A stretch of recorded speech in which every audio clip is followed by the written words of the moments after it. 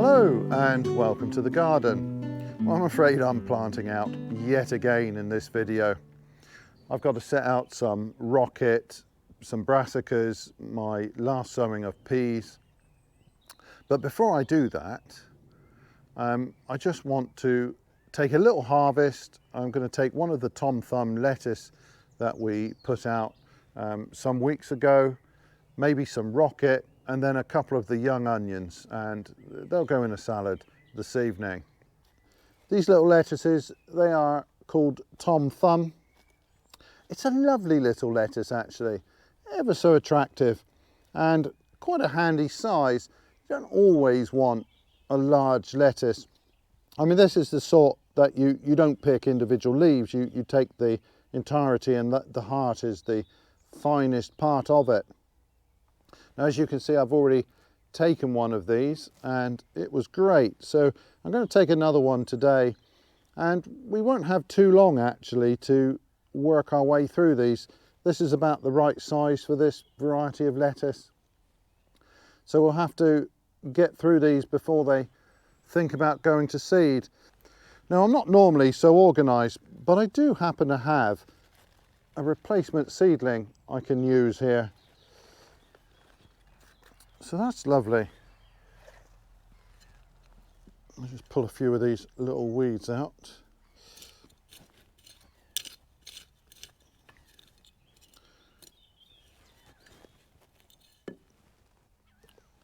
That I don't want. That's nettle seedlings. We do have a lot of nettle round about, and it's quite a job keeping it out of the garden.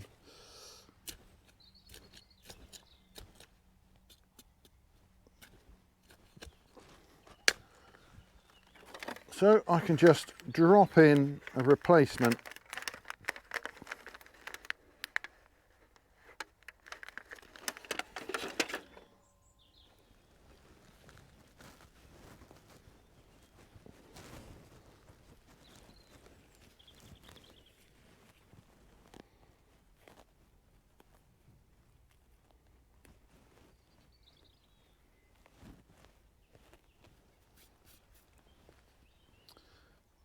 I think this is a loose leaf type, so we can pick individual leaves later, or then we can harvest the entire lettuce. But I'm hoping that as I work my way through these, I'll be able to replace them with something.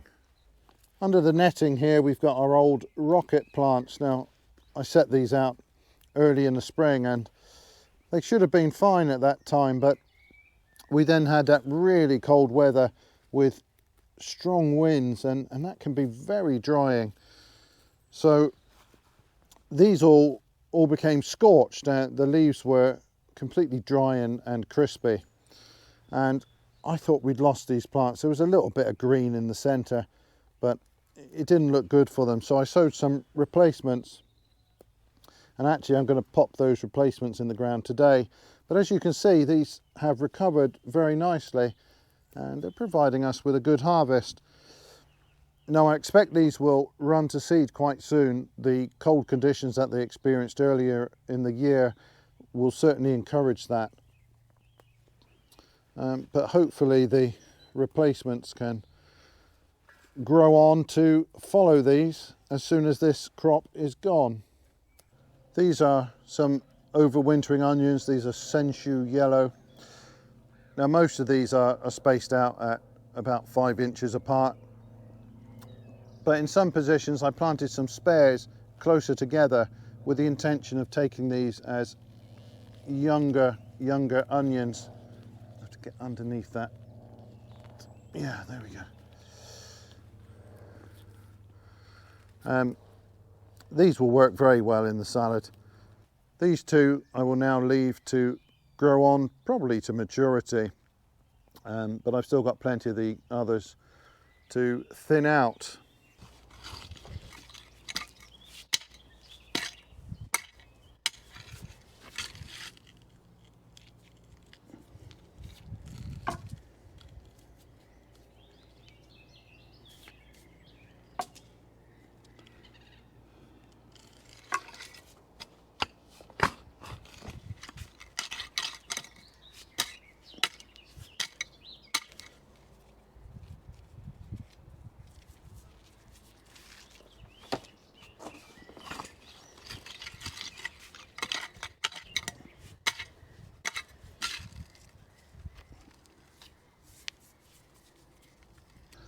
Well, this is something I don't do very often in this garden. I try to, wherever possible, be a no-dig gardener.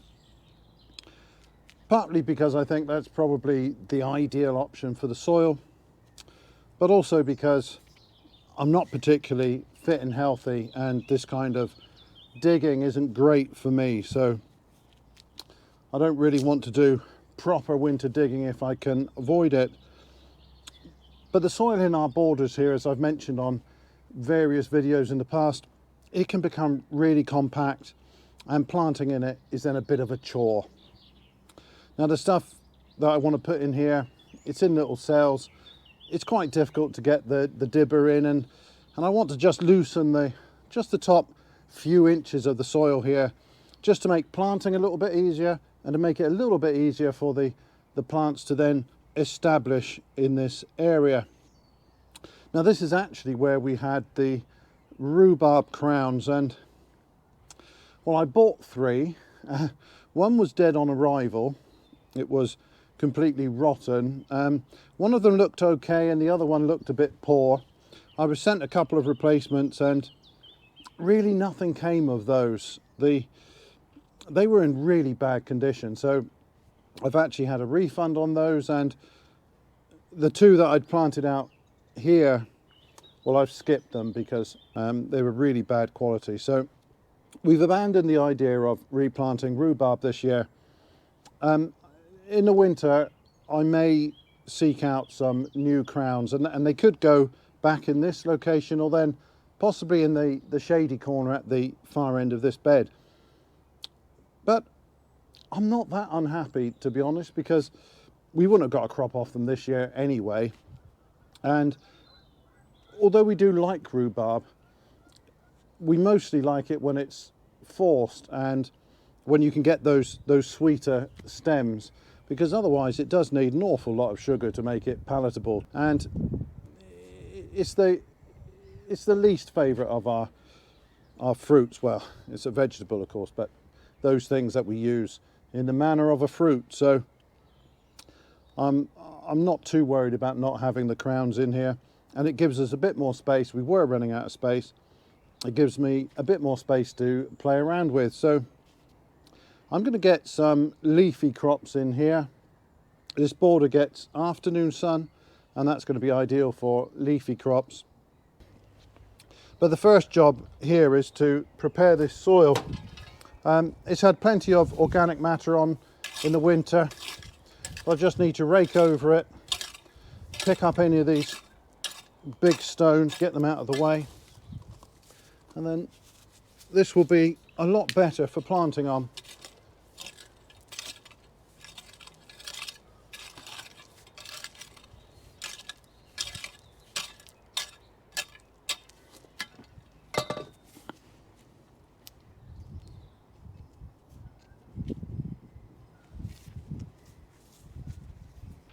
So I've just put a plank down here so that, having just loosened the soil, I don't immediately start to compact it. Now I might want to walk along the back here in order to get to the trees. So I think I'll start planting about here. So I've got these rocket seedlings here. There are several in each cell, and I'll set those out, I don't know, 6-8 inches apart, something like that. But instead of rows, I want to set this out in a block so that it's easy for me to cover. What I will do is cover this with a fine mesh, not just to keep the pigeons away, but for the rocket where I want the leaves, it's more important to keep the flea beetle off them. So an ordinary veggie mesh probably won't keep them away. You need to get one of the ultra fine meshes for that.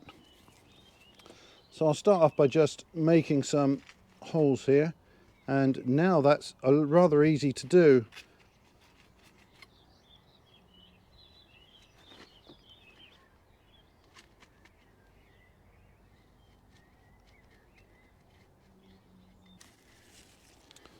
I can just drop those in, give them a quick firming.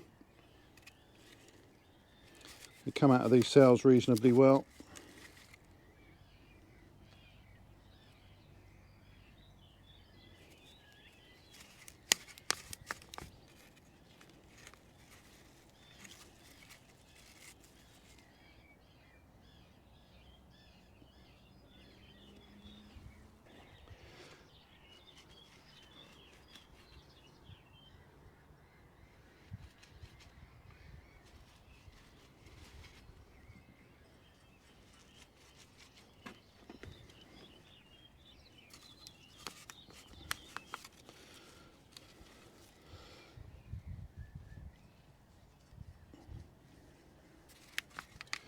So although these are really pot bound, because I didn't need them in the end as replacements, I think they'll probably still establish okay here, and we should at least get a couple of pickings off of them. And it's probably better than throwing these on the compost heap. Well, it looks like the rain might just be arriving, but in any event, I want to give these a little bit of extra water. I want to make sure they get properly watered in. They're already stressed enough from getting bound up in those cells, so good drop of water will help. I'll just use these little sticks with some bottles on the top just to hold the net up, keep them off the plants. Although that net's so light, it could probably sit on the plants without causing any trouble.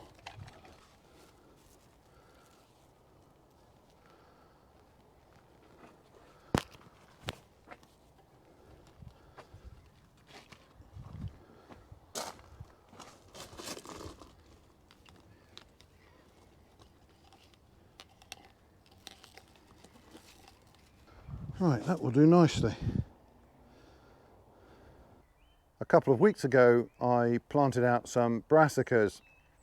At the time, the cabbage seedlings were a little bit on the small side. I could have planted them out, but I like to pot them up into reasonable sized pots and then grow them on until they're more substantial before I plant them out.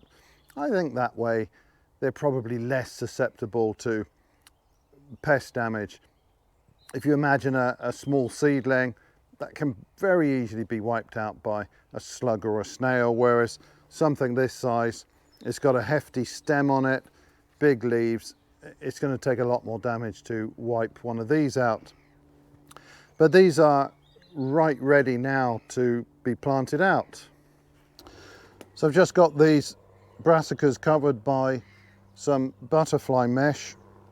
That's to keep both the cabbage whites away when they're around later in the year, and also to keep the pigeons off. We've got a very healthy pigeon population here. They would soon wipe out these plants, but these are looking pretty good, I think. We've got the Tuscan black kale there, then we've got some sprouting broccoli, and here we've got 2 rows that are supposed to be calabrese and cauliflower. In the rest of this space, I want to get 3 rows of the cabbages in, so I can get a dozen plants in total. I've got 8 of the Copenhagen market and 4 of the Brunswick cabbage. They'll fit in here a treat. And I might even have just a little bit of space to set out a few swede later on. I won't be sowing those until late May or then just into June. I've got a little bit of regrowth on some of the bramble here. I must have missed the root. I'll try and get down underneath the root this time.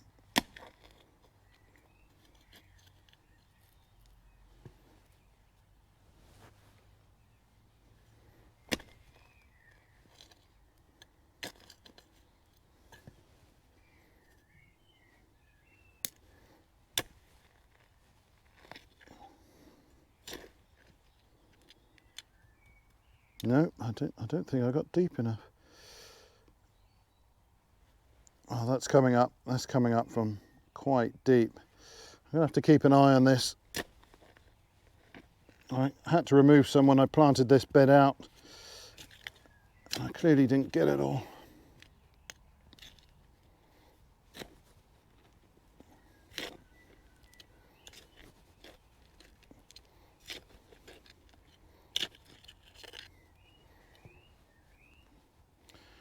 I think that root just goes straight down, so...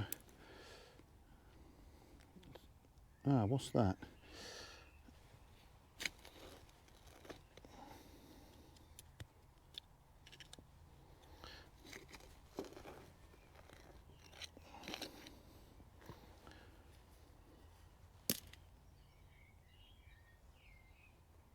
Oh, I can't get to that. without disturbing this plant, so I'll just have to keep cutting off the top growth, but that's the root, sure enough. If I had some more space here for planting out, I would probably space these out a little bit more. I mean, they're pretty close here, but I think they'll probably be okay. And if need be, I can harvest alternate cabbages and when they're quite young and leave the others to grow on a little bit. But I don't really have the space to set them out further apart, and it just leaves me just a tiny bit of room there. I will also have to find somewhere else to put a few swede later as well, because that's probably not enough.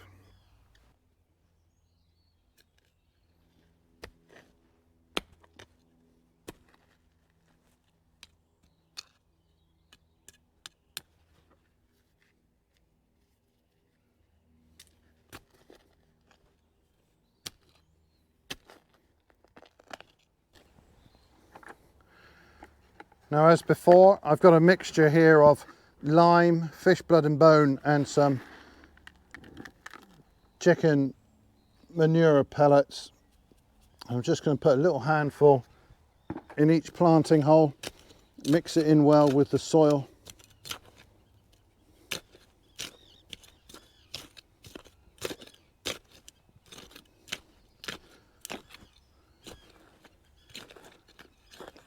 Brassicas will like all that stuff, and they seem quite happy with it from the last planting, so I shall continue with that practice. Now, this one is Brunswick. It's not quite as well developed as the Copenhagen quite. I found these a little bit slow to get going, but they're quite nice plants now. I'm sure they'll be fine in the end.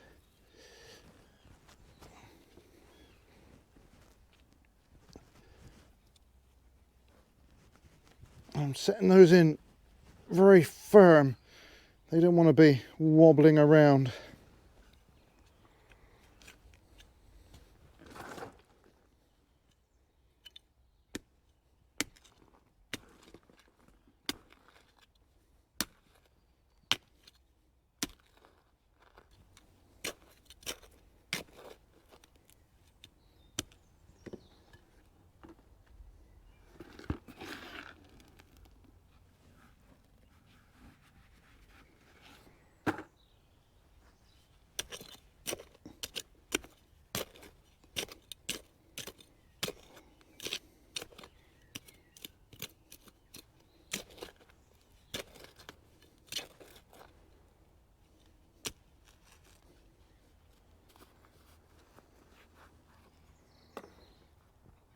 Ah, no, that's very nice.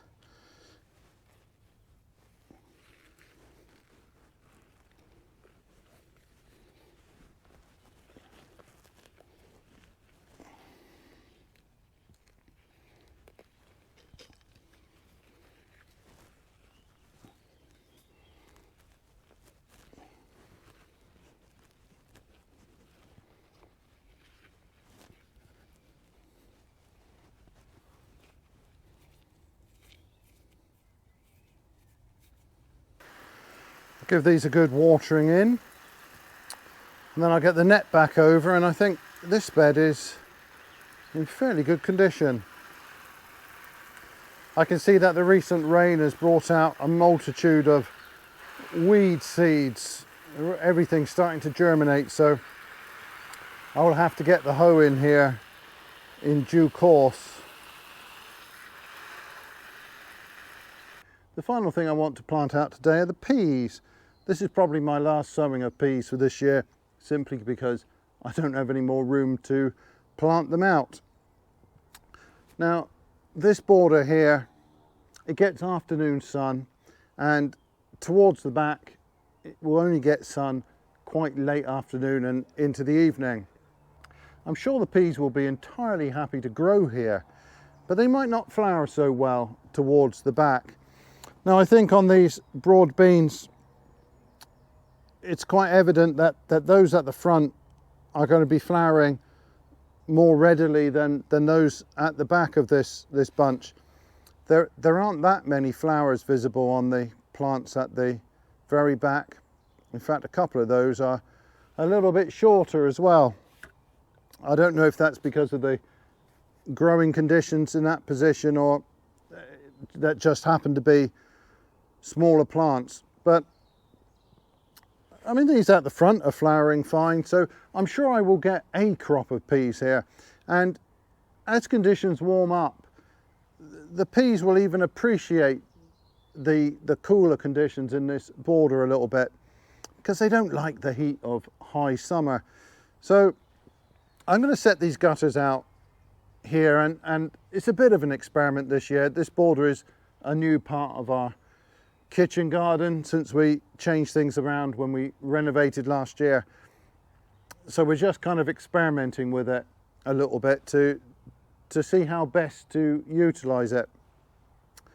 So it'll be interesting. I mean, in theory, this is a bad spot to put peas, but in practice, I think it might work out reasonably well, at least for the first half. I'm sure they will flower readily. Maybe those right at the back will perform a little bit poorly, but we'll have to wait and see. So I put up the same kind of support as last time. We've got this green mesh here and some bamboo A-frames, and this is pretty robust. I've got it strapped to the reinforcing mesh that we're using as trellising along the fence there. So this is pretty solid. So in lighter soil, planting these out is ever so easy. In this stuff, it'll be a little bit harder work to drag out the trench, but not too bad. So I'm just going to drag out a trench here to accommodate the plants. It's pretty stony stuff. And then I'll be able to slide them straight in from the gutters. So these are Hurst Greenshaft. It's a very reliable pea, good flavour. It's not one of the older and more interesting varieties that I grow, but it always does really well for us. I am quite fond of this pea. So hopefully this will just start to slide out.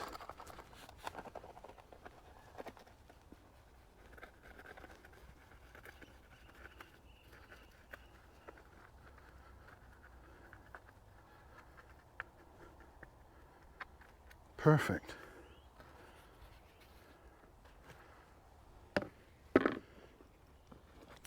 Then I can just drag that soil over, firm it in gently.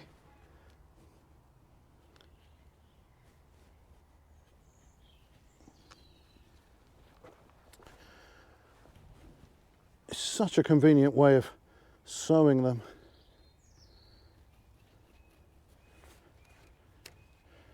And then they get planted out with very little disturbance, really.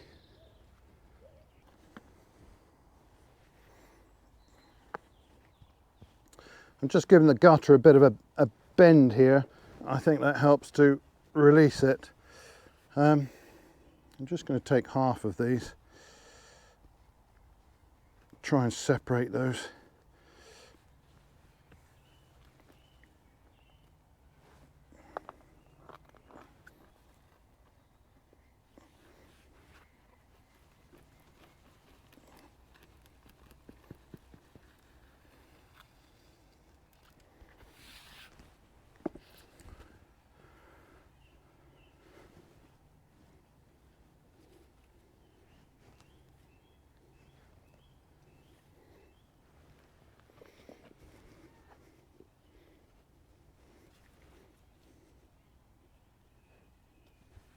That went fairly well. Let's hope the other side is just as easy.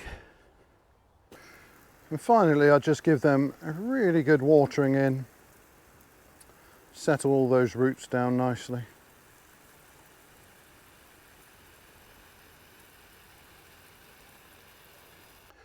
Well, I know there have been quite a few planting out videos from me recently, but of course that's the main job at this time of the year. All of those early sowings, all of the pricking out and potting on, they've all led up to this period when I can get those plants into the ground. Now, we're not far away from finishing that job. Within the next few days or next week or so maybe, I need to get in the summer squash, the winter squash, the ridge cucumbers and the melons. And then I think most of our crops are in the ground, and hopefully things will calm down a little bit there, because thanks to the weather, all of the jobs seem to have bunched up and I'm a little bit behind, and it's been really busy the last couple of weeks, but hopefully I can get back to a sort of maintenance mode. Some sowing for follow-on crops, but not on the sort of scale that I've been doing during the spring. So anyway, that is all for this video. So thanks ever so much for watching, and bye for now.